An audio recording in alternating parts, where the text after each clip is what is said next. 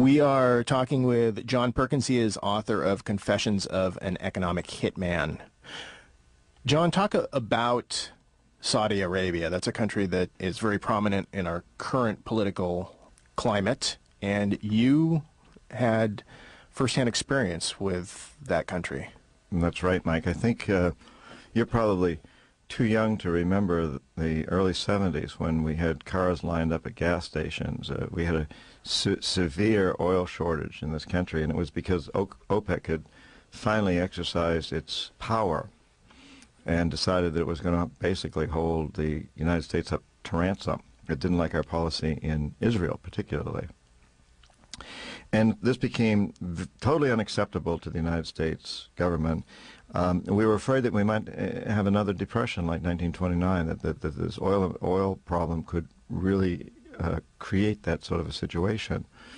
So the U.S. Treasury Department came to me and a number of other economic hitmen, a very small group of us, and I went to Saudi Arabia and began looking at what the possibilities were. And it became very evident at the beginning that the key to making sure this would never happen again was Saudi Arabia. It was the largest producer in the world, and basically Saudi Arabia could control OPEC.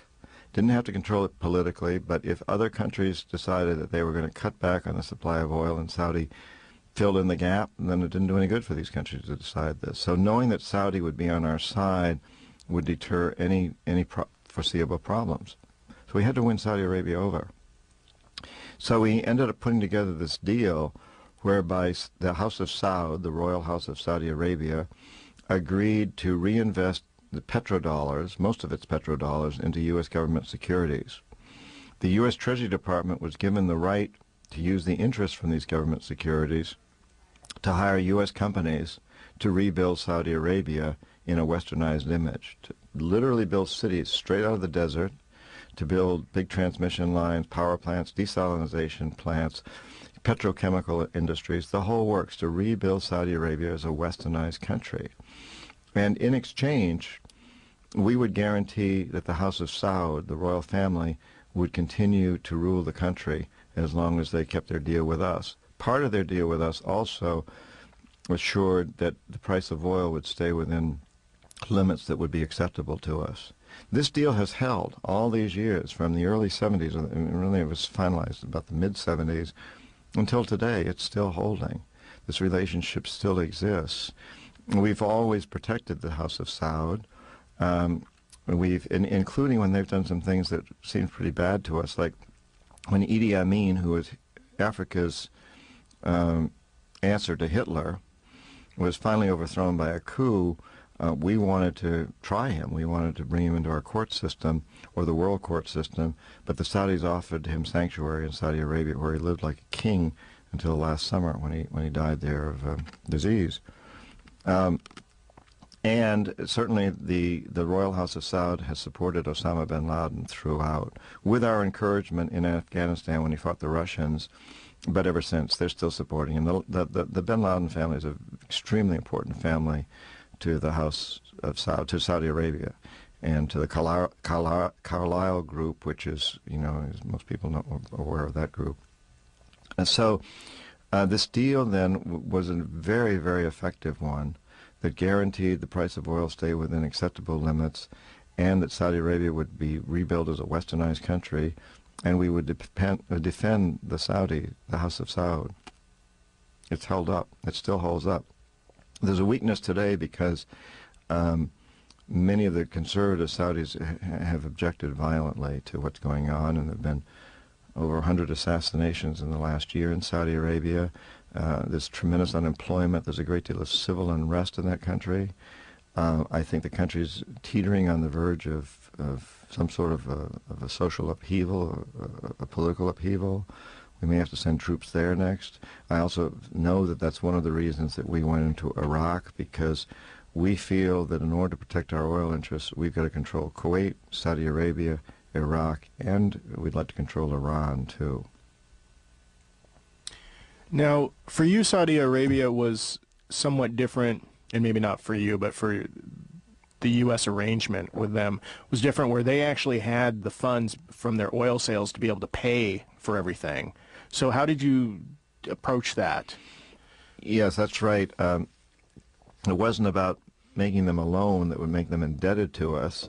It was about working a deal that would make them tied to us. So when they send their petrodollars back here and put it in government securities, that gives us quite a lot of control over them. Plus, they sign this agreement whereby the interest would be used by our Treasury Department.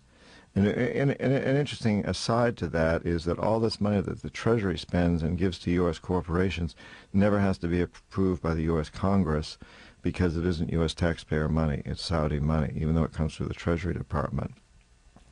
Once we worked out this deal with Saudi Arabia, a person at a very high level went over and presented it to the royal family. I believe it was Henry Kissinger. And the heads of the royal family accepted it, but the caveat was that it had to get the approval of a number of crown princes.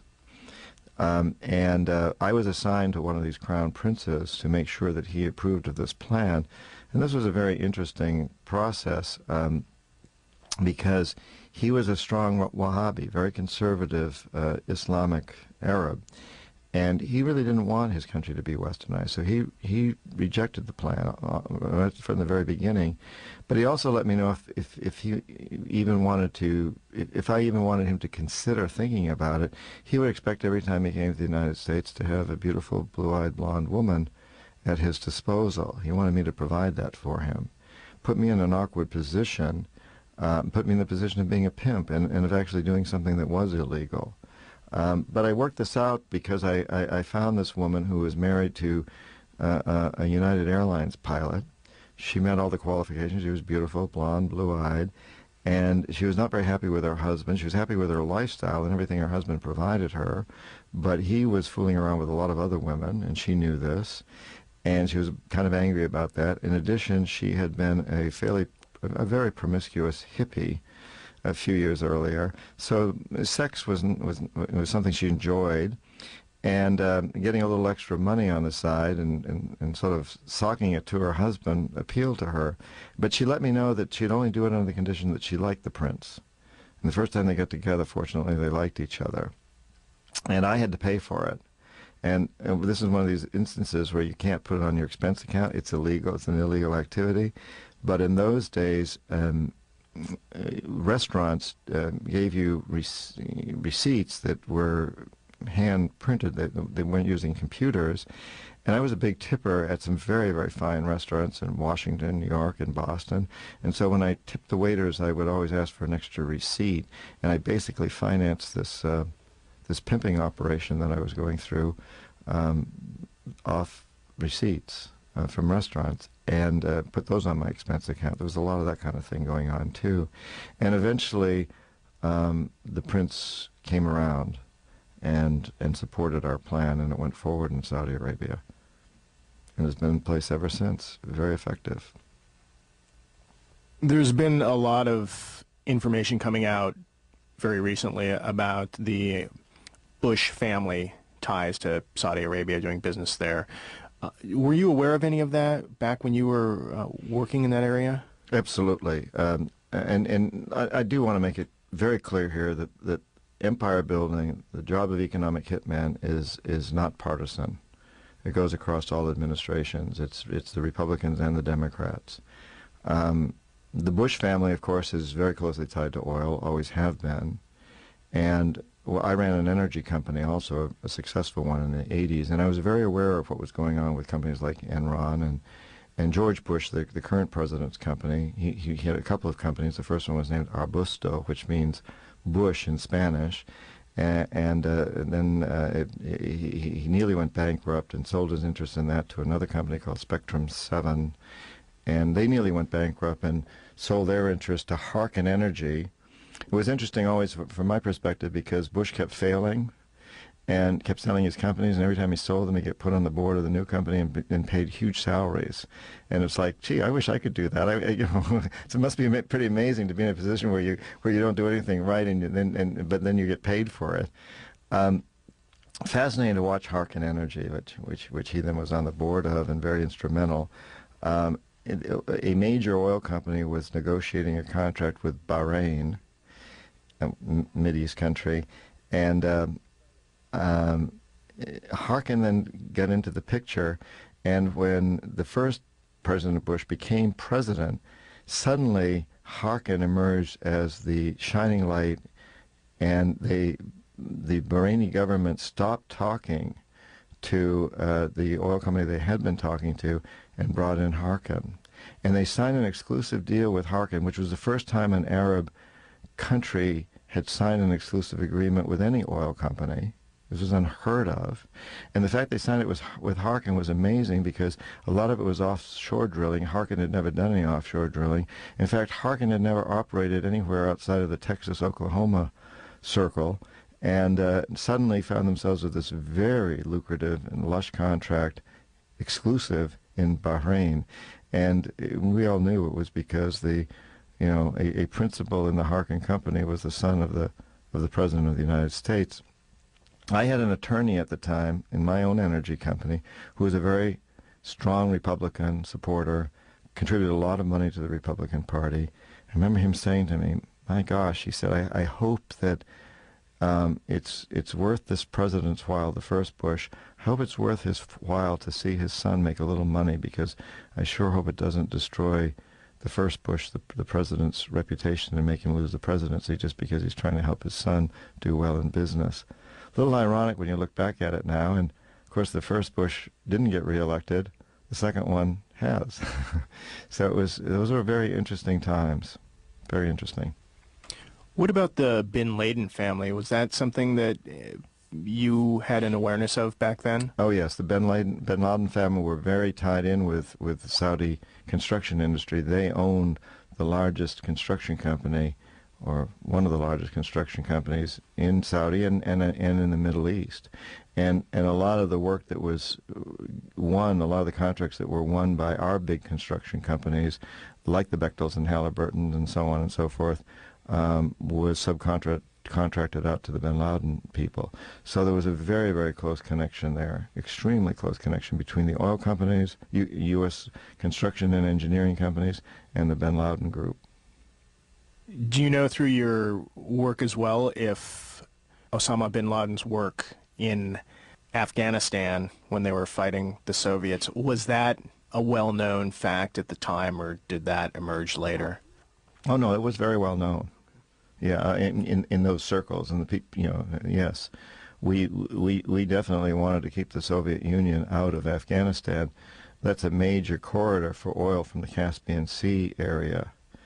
And one of the reasons that we're in Iraq today is because in the late 90s, in fact, under the Clinton administration, it became quite apparent that we didn't have the kinds of reserves of oil around the world, particularly in the Caspian area, that everybody thought we had. It became quite apparent that the oil companies were inflating their estimates of reserves in order to inflate their stock prices. Now, Enron was found out doing this, and WorldCom and several others, but the fact of the matter is most all the oil companies were doing it. And so once the powers that be, once the government became aware that this was happening, there was a huge concern that we're going to run out of oil. And, we're in the process right now, this global empire of running out of everything, including markets, because every other empire in history has had geographic areas to move on to. There have been new frontiers. Ours doesn't. We encompass the globe. We encompass all the populations of the globe. So once you've encompassed that, how do you keep growing those markets, especially if the poor are getting poorer, and they're one of the big markets. So there was this big concern in the late 90s as to what's going to happen to our economy. And a lot of it hinged on oil and the fact that the oil reserve estimates were all inflated. And so we realized back then, and again this is under Clinton, that we needed to take control of Iraqi oil fields. We were also concerned that the Saudis were going to go under, that there was going to be a revolution in that country. And we needed to strengthen our position in Saudi, Kuwait, and Iraq, and hopefully, under this scenario, in Iran also. At the same time, Nigeria is resisting us, one of the other big producers. Venezuela, which has fluctuated between being our third and fourth largest supplier, was saying no. They elected Hugo Chavez as president. He's very anti-American. And he's saying, I'm not going to give you guys any more oil. So, and at the same time, all during the 80s, the economic hitmen had been in Iraq trying to convince Saddam Hussein to do the same thing that the Royal House of Saud had done in Saudi Arabia. We tried desperately to get Saddam Hussein to buy that same scenario that had been so successful in Saudi Arabia. He didn't buy. He wouldn't buy into it at all. And so in the 80s, we sent in the jackals to overthrow his government. That didn't work. We sent in the jackals to assassinate him. They couldn't get through to him because his Republican Guard, his security forces, were just too loyal, too strong, and besides, there were like 12 or 15 Saddams. You know, he had all these doubles. We couldn't assassinate him. So he provided a very convenient excuse, and I think we nudged him into it. He attacked Kuwait, and we were sworn to defend Kuwait. And had he got into Kuwait, the next would have been Saudi Arabia. So it gave us the perfect excuse to go after him. The economic hitmen had failed, the jackals had failed. The next step is to send in the military. We thought we needed an excuse. He gave us the perfect excuse when he went into Kuwait. We went in, we attacked him, we essentially destroyed his army, but we didn't get him. However, we thought he had been sufficiently chastised that now the economic hitmen could win him over. So during the 90s, the economic hitmen went back in.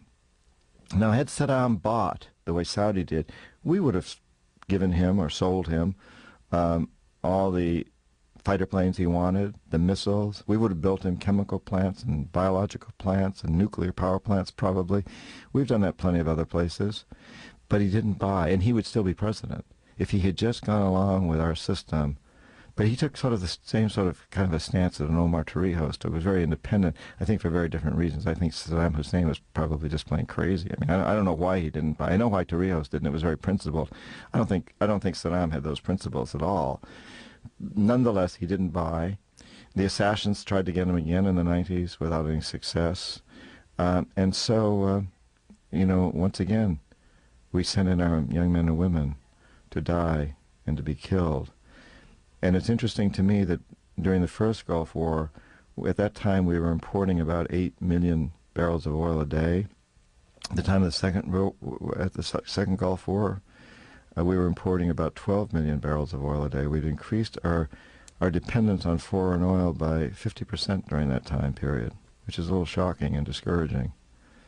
I think it's interesting that you were originally approached for going into Saudi Arabia by the Treasury Department, because I know that during the 80s, the transfers of military hardware that we did give to Iraq, and including what biological stuff they did have, went through the Treasury Department, funded all that. It's my understanding. Yes, and I don't know about that specifically, because I was very seldom involved in weapons dealing, but it wouldn't surprise me a bit. I mean, these departments work very closely together, and it's always the objective to keep as much off the military budget as you possibly can, because everybody knows that, you know, people object to military budgets. You want to keep those low. One of the things you point out in your book is, in addition to Iraq being on top of so much oil, is they also have a significant control over water in the Middle East. That's true. Both the Tigris and Euphrates rivers flow out of Iraq. Iraq is a very strategic country. That water that flows out of there goes to the other parts of the Middle East, but Iraq controls it. Iraq could conceivably shut down that water by damming up those rivers if it really wanted to. And, of course, if you look at a map and you look at what borders Iraq, it's everybody, you know, including Iran, including most of the Arab countries. And Iraq is within easy missile distance of Russia and Israel. Iraq could send missiles very easily into all of those countries. And it's very, very strategic. It's been, in the days of the American Revolution, it was considered that anybody who controlled the Hudson River Valley would control the continent. And I've seen historians, modern historians, write the same thing about Iraq. If you can control Iraq, you can control the Middle East. Frankly, I'm not sure that either of those were true. The British did control the Hudson River Valley for a long time, and they lost the revolution. And I don't know that Iraq is really that strategic from that standpoint, but it certainly does have the resources, the water and the oil. Let's talk about some of the other countries that you worked with in South America. Another person that you had a friendship with was the leader of Ecuador. Is that right? Right, Jaime Roldos. First democratically elected president of Ecuador in many, many years. The country had been run essentially by military dictatorships, military and other dictatorships. And Jaime Roldos came in on a populist platform. One of the things that he came in on was that he would oppose the oil companies. He would not let the oil companies rape his land anymore. And he was elected with a very substantial majority. He was a very, very popular man. As soon as he became president, he immediately started implementing what he called the hydrocarbons policy, which in Spanish that essentially translates as oil. And started negotiating with the oil companies, started telling the oil companies that they were going to have to make sure that more of the oil revenue came back to his people. And he threw out a missionary group called the Summer Institute of Linguistics, SIL. Now, this was an evangelical missionary group based out of Oklahoma that had extremely close ties to oil companies that went back into the time when I was a Peace Corps volunteer and even before, in the 60s, even back to the 50s. And these missionaries were financed by oil companies. They had a long history of going in and working with the indigenous people. When the oil companies discovered or thought that there was a good possibility that oil lay under the lands lived on by indigenous people, SIL would go in and convince these people to move off their lands and onto missionary reservations and sign their lands over to the oil company. And in turn, the missionaries were financed by the oil companies.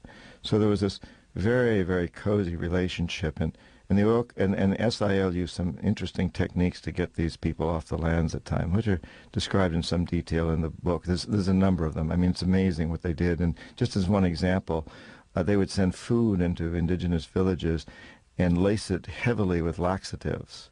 So the people in the village would get bad dysentery, what they thought was dysentery, and the missionaries then would come in with medicines that would very quickly cure it. Of course, they knew what caused it. It was their own laxatives, and say that God had sent them and that they were there to help the people, etc., etc. So, and there's some much more incredible things described in the books. For example, how they had an ears and eyes operation where they could actually listen to everything that was spoken in the indigenous homes and respond that way and say that God had sent them. Fascinating what they went through. Very well documented, not only in my book but in other sources. And so one of the first things Jaime Roldos did after being elected was go after SIL and said, these people are not what they say they are, we've got to get them out, and we're going to take care of the oil companies.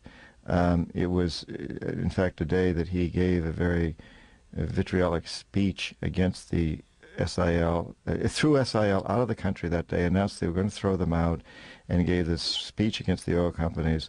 And either that day or a day or two later, his helicopter exploded in midair.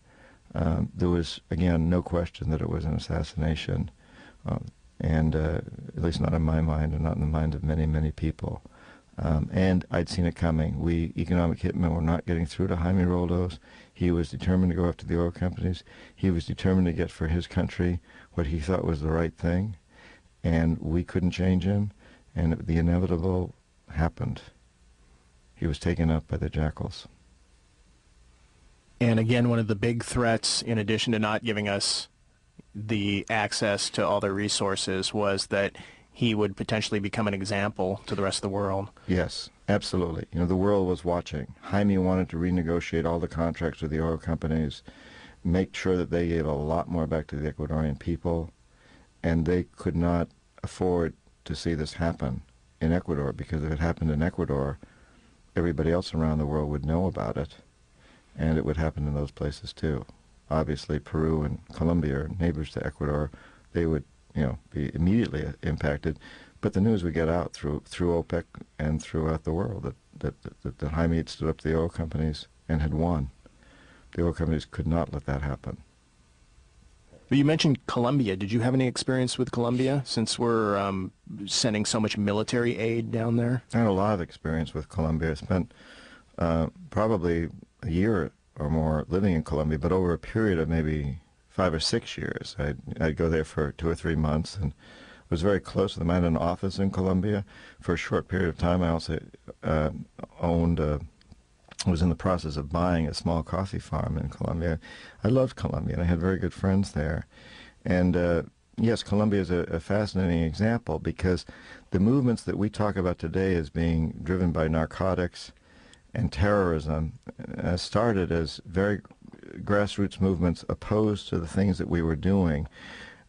My own company was designing and managing the construction of a large hydroelectric system in Colombia. And the local people strongly opposed this project because they knew that it was damming up their rivers. It was changing everything in their environment, changing all the water resources. And they knew that the big transmission lines were going to go over their lands. They were not going to get any electricity themselves. It was all going up to the big cities, to the industries, and the industrialists, to the wealthy people. They were incensed. And so they opposed us. And a guerrilla movement started up and would go into our camp, our construction camp, and take hostages, even to the point where our State Department demanded that our embassy in Colombia insisted that we not ever send any American engineers, North American engineers, U.S. citizens, into our own construction site. We could only send Colombians in. We had to hire Colombian engineers, and there were a lot of very good ones to do this. And so the guerrillas would come into our construction camp and cause a lot of disruption and take hostages and so forth.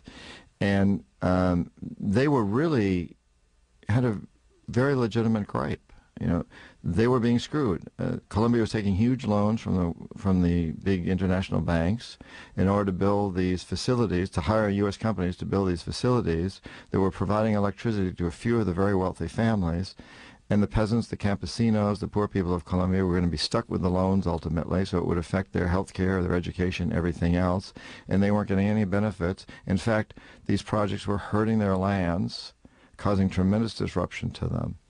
And out of that grew this movement that had to turn someplace for training and weapons. If you're going to take on the big international oil companies and the mercenaries that they bring in, and ultimately perhaps the U.S. government, at least a lot of stuff that's funded by them, and the Colombian army and police force that's funded by the U.S. government, if you're going to do that, then you've got to get weapons and training someplace. Now, in those days, the Colombians, FARC, and there were a number of groups that grew out of this, turned to either Russia or China or Cuba. And that we thought that was pretty bad. We accused them of being communists and socialists. And in many cases, they really weren't. They just needed to get training and weapons, and that's where they got them from. But that was sort of a moderating influence on our government as long as Russia and China and Cuba were major forces. When we saw these sorts of things happening, we would also often modify our relations with countries and tone down a little bit. But as time went on, and Russia and China fell by the way, and now basically there is no worldwide communist movement. We're unopposed as a world power. The United States is unopposed today as the world empire. This has put these organizations, these grassroots people who want to resist us, in a very, very awkward position. In the case of Colombia, they've gone into drug dealing, and they'd started this a little bit before, but they've gone into drug manufacturing and dealing. They've gone into kidnapping. They've gone into extortion in order to finance their need for weapons and training. In the process, they've become very corrupted, too. A number of these organizations, too, today have simply become about drugs. They have become narco-trafficking groups, and the drug wars we're all familiar with. But what really started off as a grassroots resistance to U.S. policy of making these loans and building these projects has now mushroomed into this nightmarish situation, which is totally out of control and is no longer ideologically based. Some of it still may be, but for the most part, it's just become a huge, gang war. But it started because these people opposed us. I find this, Mike, terrifying in the overall scheme of things today more than ever, because right now I know that my friends in the Amazon, the Shwa, the Achwa, the Warani, the tribes that live in the Amazon who are opposing our oil companies and have said they will fight to the last man, they are right now being accused of being part of Al-Qaeda. Some of the nonprofit, I'm on the boards directors of several nonprofits that work in those areas. One of our nonprofits has been accused of being an Al-Qaeda operation. It absolutely is not. It's run by quite conservative people out of San Francisco. It's raised millions of dollars to help the people in the Amazon. We have nothing to do with terrorism. But this accusation is now out there because we're working with people who are actively opposing oil on their lands and are being called part of Al-Qaeda. The Shwa, the Achwa, these indigenous people, are philosophically at the other end of the spectrum from groups like Al-Qaeda. They have no interest in what they're doing ideologically. The problem is that if they end up fighting the oil companies and the mercenaries that are attached to those companies, they can't do this with blowguns and machetes. They're going to need real weapons. And the only place today that these kinds of people can go for real weapons and weapons training are the terrorist organizations. So ultimately, people who oppose us for the best of reasons and often very legitimately and ideologically, the problem is that if they end up fighting the oil companies and the mercenaries that are attached to those companies, they can't do this with blowguns and machetes. They're going to need real weapons. And the only place today that these kinds of people can go for real weapons and weapons training are the terrorist organizations. So ultimately, people who oppose us for the best of reasons and often very legitimately end up having to join the terrorist movement, the worldwide terrorist movement, because they have no other options. And I think that's scary. I think people should have a right to defend their lands and some place to turn to get support. But we've seen to it that they don't have any place to turn. We ourselves in this country did the same thing when we opposed England. When the Minutemen opposed the British Empire, we turned to the French, we turned to the Hessians, we turned to many other places to help provide us with arms and moral support, financial support, and military support. People always need, people coming from the grassroots need help. They need support. And today, there's none out there for these kinds of people except the terrorist organizations. And it's my understanding the British back during that time called us terrorists because we did horrible things like individually would hide behind trees while we shot our muskets. Well, we were terrorists. George Washington and Thomas Jefferson and Tom Paine and all the patriots and the signers. When all those men signed the Declaration of Independence, they stuck their head in a noose. They were traitors to their government, which was the British Crown. They were absolutely traitors, and they would have been hanged had they lost the revolution. I mean, these were men of tremendous courage. Some of them had a lot of money, like George Washington, one of the wealthiest men in the colonies at the time, and John Hancock. They put everything at risk. And yeah, then they implemented terrorist maneuvers in fighting the British. They had to. They fought from behind stone walls and trees.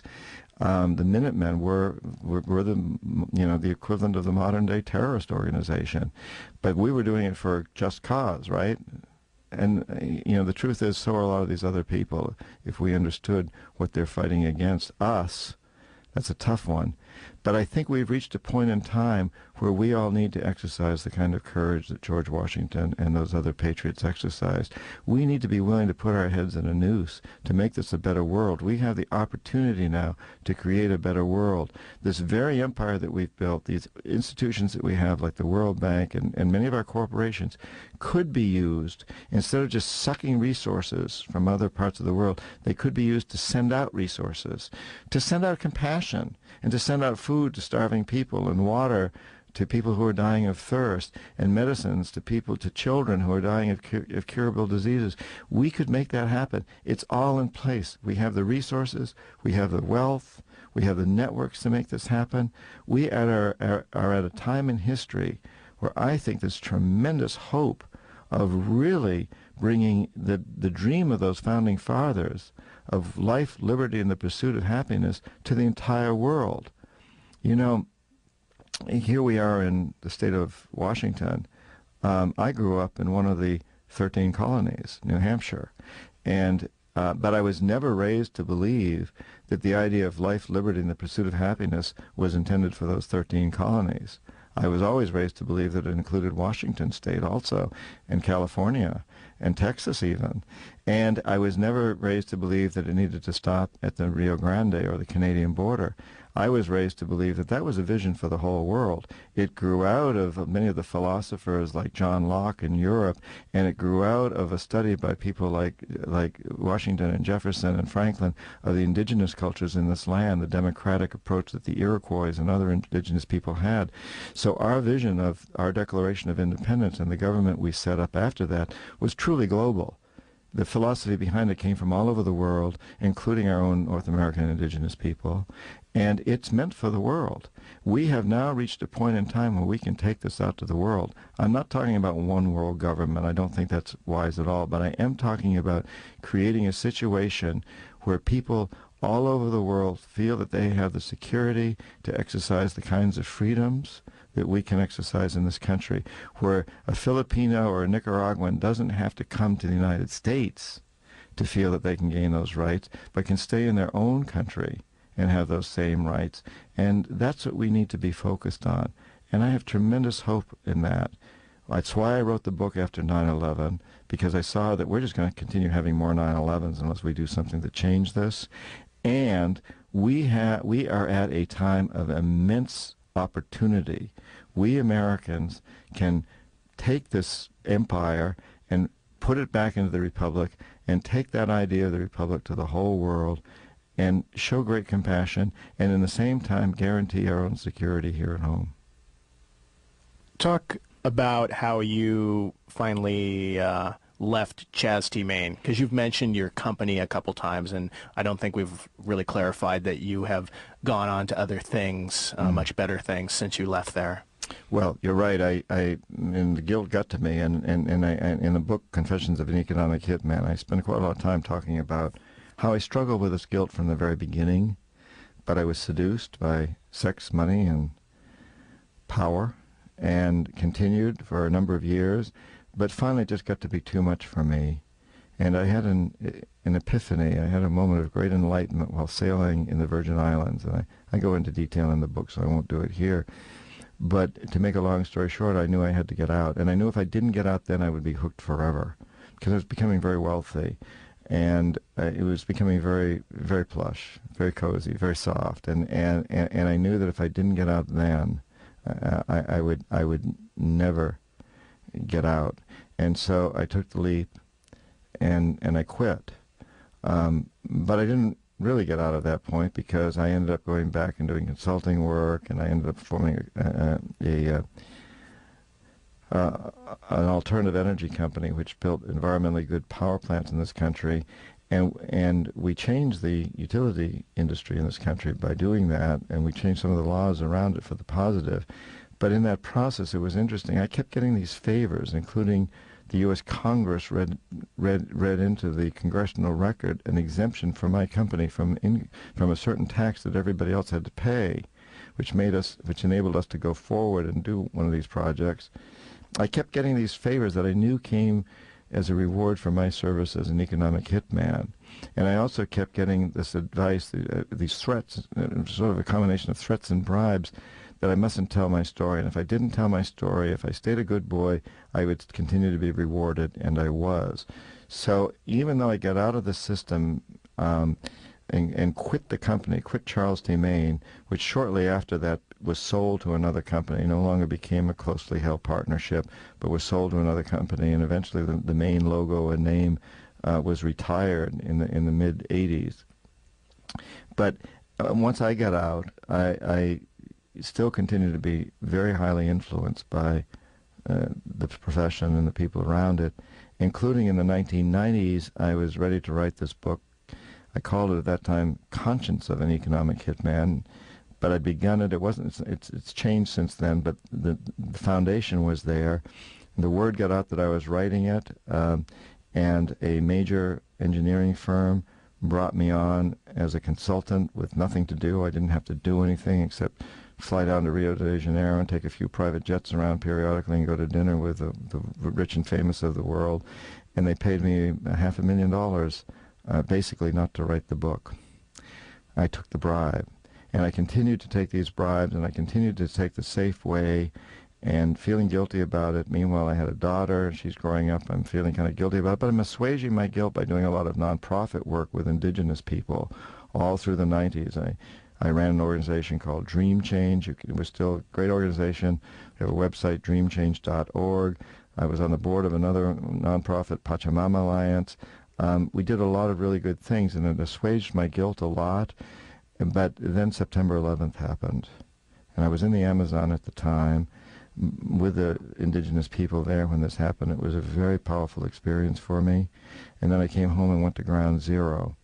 And while I was at Ground Zero, and it was still smoldering, and you could still smell the charred bodies, it was a very powerful experience. I said to myself, I can no longer put this off. I've got to expose the truth behind this. We can't let this happen again. The world needs to know part of the reason of why this is happening. Part of the reason is because there are men and women out there who are EHMs, economic hitmen, like me. The world needs to know this. The citizens of the United States need to know where their tax dollars are going, what happens, where the profits that these big corporations are making off our purchases are going. It needs to be told, because if the American people understand what's going on, they won't put up with it anymore. They'll change it. The systems are all in place for us to change it in a way that will be very positive and make for a much better world. And that's the world I want to see my daughter inherit from me. And since you've come out with the book, what has been the reaction of those that you formerly worked with? Well, the book officially just came out a couple of days ago, so it really hasn't been out.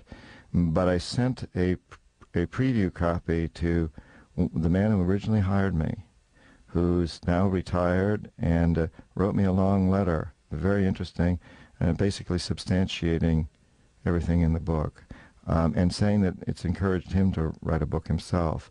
I'm hoping that some of the other economic hitmen will come out of the closet now and talk about this. Some other interesting things that happened, as I mentioned earlier, just this morning, or yesterday actually, the book went to #1 on Amazon.com. I think since then it's dropped back to like 4 or something, but it's amazing how it's selling. It's incredible, and I've been getting some great reaction from the media. But the other side of it is a lot of resistance. I was scheduled to be on a major network show 2 nights ago, a major network show broadcast all over, a conservative show, and I was surprised that they asked me on, but I really welcome the opportunity to speak out to those people, because they're the ones who really need to hear this, and I was one of them once.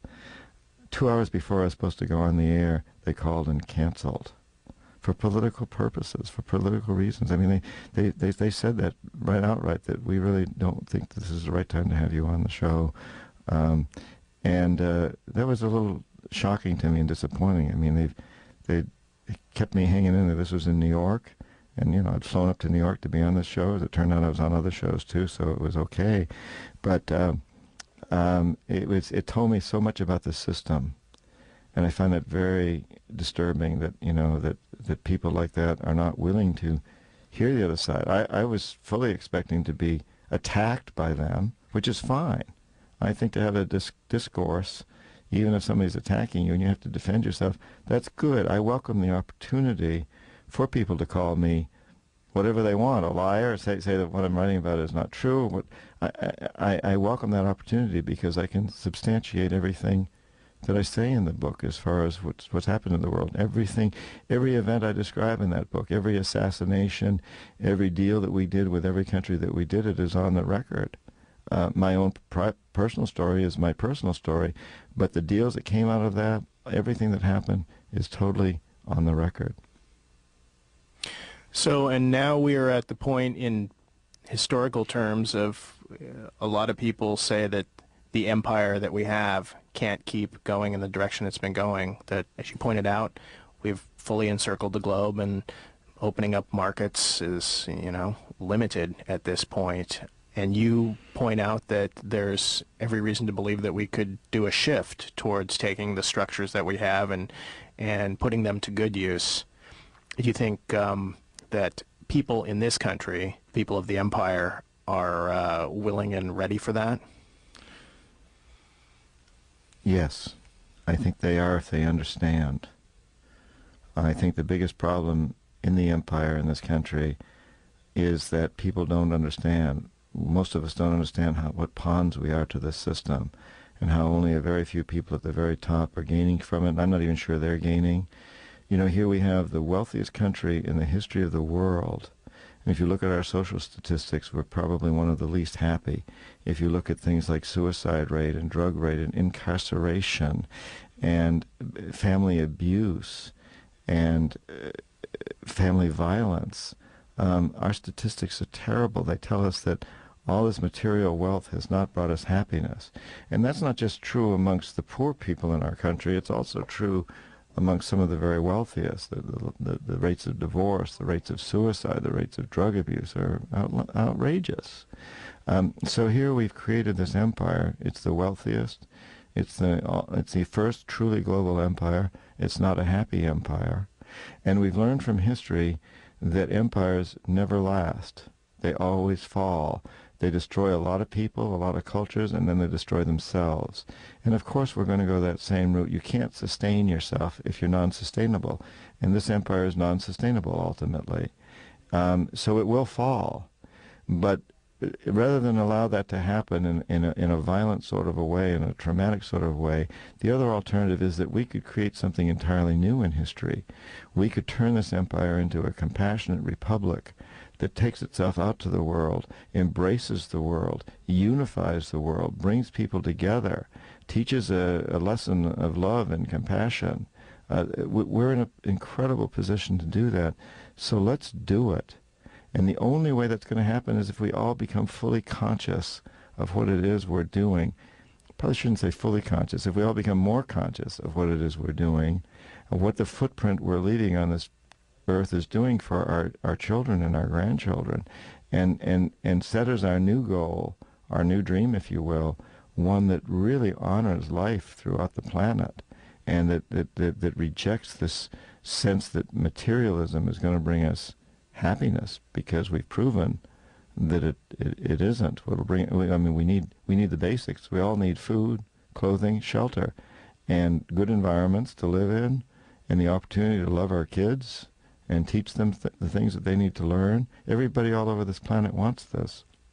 A few of us have it, but an awful lot don't, and some people have way, way in excess of anything like that. They've gone way beyond it.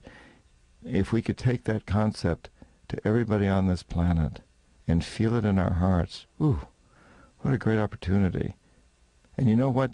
The indigenous cultures around the world, and every culture around the world that I know of, has prophesized this time as a time when that opportunity exists. I mean, it's the new age. It's the new millennium. It's the Christian millennium. The Hebrew culture has a prophecy of this type in it. The Hopi, the Maya, the Quechua, the Shwa, the Achwa, the Tibetans, the Buddhists, the Bons, the Zulus, the Bushmen, the Australian Aborigines, and the Navajo, the Lakota. You can just go through and name it, and every one of them comes back to right now as being a time in history when the opportunity exists to, as the Quechua people in the Andes call it, the Pachacuti, a time to set things right. And we have entered this period by all these prophecies. We are in it right now. And that's not a coincidence. All right. Well, I want to thank you for spending time with us today. My pleasure, Mike. Thank you. Thank you for all the good work you're doing. We've just been talking with John Perkins. He is author of Confessions of an Economic Hitman.